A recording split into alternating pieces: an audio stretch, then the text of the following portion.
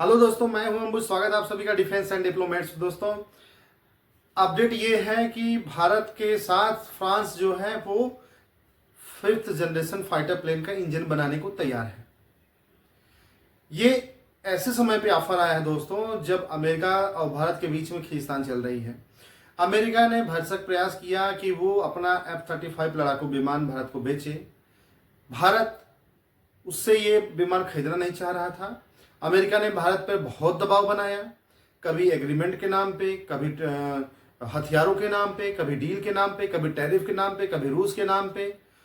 कई जगह भारत को घेरने का प्रयास किया, अफवाहों का दौर मचा दिया, भारत में सरकार को अस्थिर करने का भी प्रयास किया, पाकिस्तान का साथ देके, समर्थन देके एक तरह से भारत को घेरने का भी प्रयास किया प्रधानमंत्री को।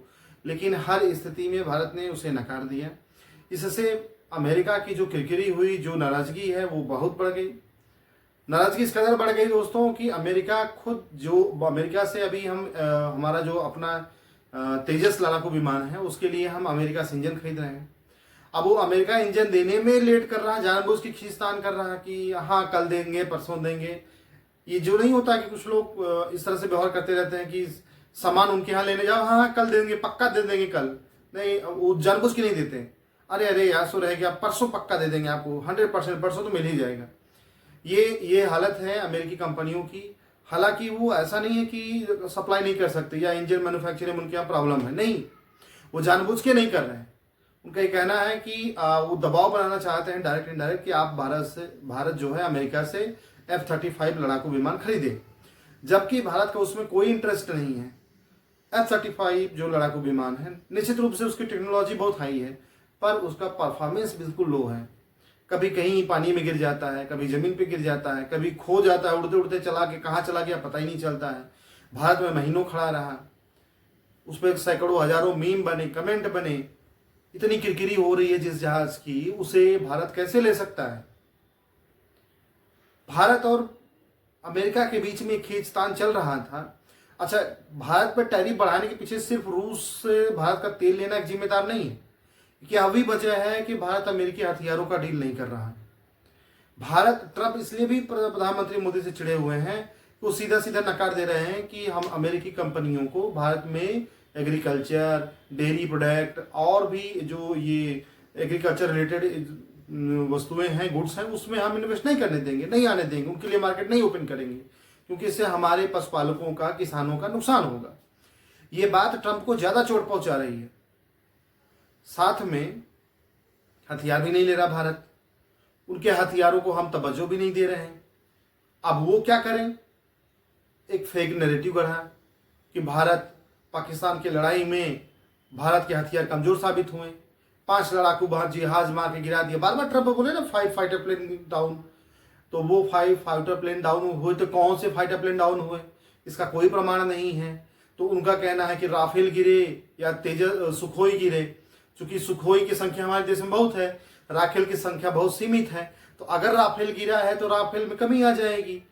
फ्रांस खुद बाहर निकल के आया, फ्रांस ने बताया कि एक भी ऐसा कोई जहाज नहीं है राफेल जो गिरा हो।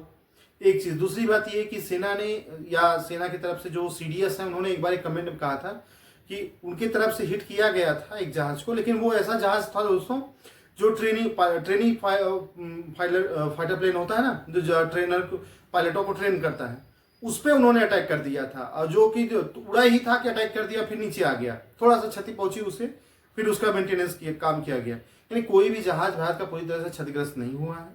ये झूठ है, फेक नैरेटिव गढ़ा गया था। अब इन सब अफवाहों के बीच में भारत और फ्रांस के बीच में एक समझौता हो जाता है।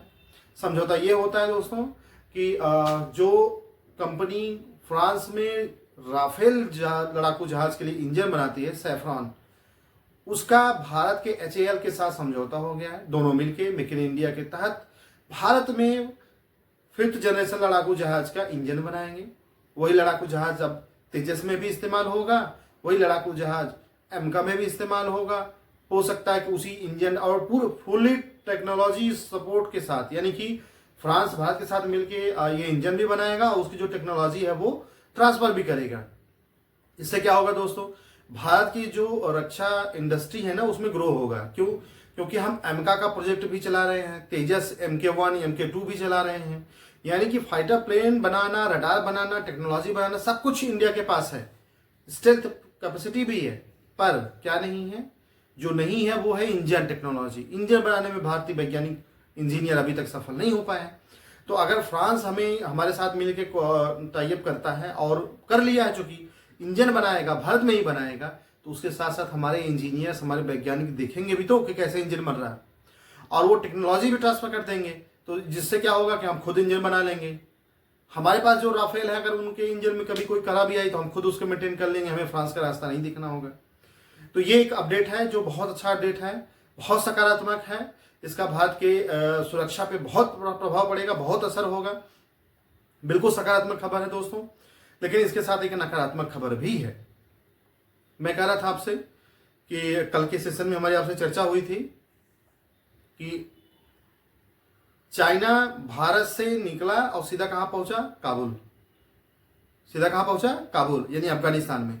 तो चाइना अफगानिस्तान के संबंध अगर सुधरते हैं तो भारत के लिए खतरे की घंटी है।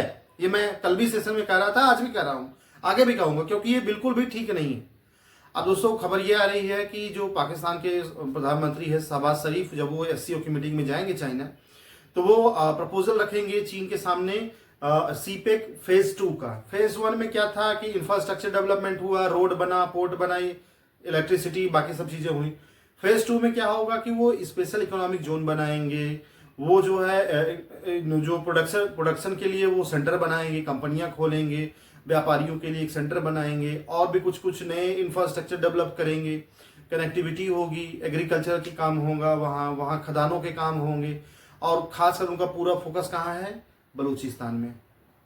अमेरिका ने कुछ दिन पहले कहा था कि बलूचिस्तान में बहुत भारी मात्रा में तेल और खाद्य, वो कोयला और गैस भंडार है। चाइना की नज़र भी वही है। तो अमेरिका और चाइना दोनों ही पाकिस्तान को लूटने के प्रयास में है।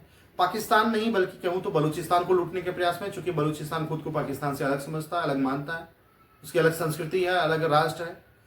पाकिस्तान ने उसे ऑक्युपाई कर रखा है, ये अलग मसला है, जिसके लिए वो आज़ादी की लड़ाई भी लड़ रहा है। तो दोस्तों ये दो मेजर अपडेट थे जो मैंने आपके साथ साझा करना था। तीसरा ये है कि भारत का रुख जो है इस समय थोड़ा सा सख्त हुआ है। अब हम अमेरिका को ना पुश बैक कर रहे हैं, जो प्रेशर उनकी तरफ से आया था वो हम रिटर्न करने की कोशिश कर रहे हैं।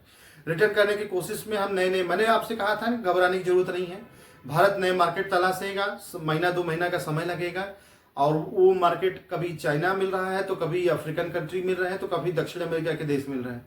तो भारत का जो एक्सपोर्ट ग्रोथ था उसमें कोई ब्रेक नहीं हुआ है। जितना माल हम अमेरिका में बेचते थे, कहीं उससे ज्यादा माल आज हम अदर कंट्रियों में बेच दे रहे हैं। तो यानी जो हमारे व्यापारी हैं उनको नए मार्केट की जो है उपलब्धि हो रही है, धीरे धीरे पटरी पे आ जाएगी गाड़ी। लेकिन अब ट्रंप को झुकना पड़ेगा। मैंने कहा था कि ट्रंप 1 महीना 2 महीना में कभी न कभी झुक के आएंगे सामने, अब वो आ रहे हैं दोस्तों। ट्रंप झुक रहे हैं धीरे धीरे, देखिए बर्फ पिघल रहा है, समय आने दीजिए, इनकी भी हेकड़ी निकल जाएगी। इनको मुंह की खानी पड़ रही है हर फील्ड में, ये आदमी क्या ही करे। देखते हैं अभी यूक्रेन से तो कोई और रूस से समझौता तो हुआ नहीं, तो ऐसे फेल हैं, ये पूरी तरह से फेल हैं।